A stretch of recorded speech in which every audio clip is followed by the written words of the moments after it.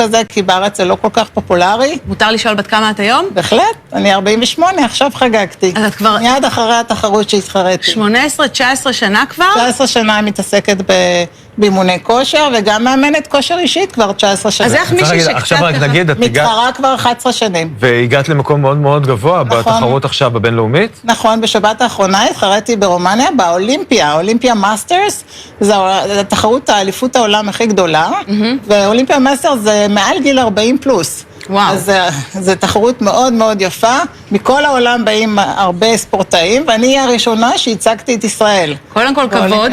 אז אם זה 40 פלוס, יכולתי גם להצטרף. אז רגע, אני אעשה את התרגיל, תגידי לי לאיזה מקום הייתי מגיעה.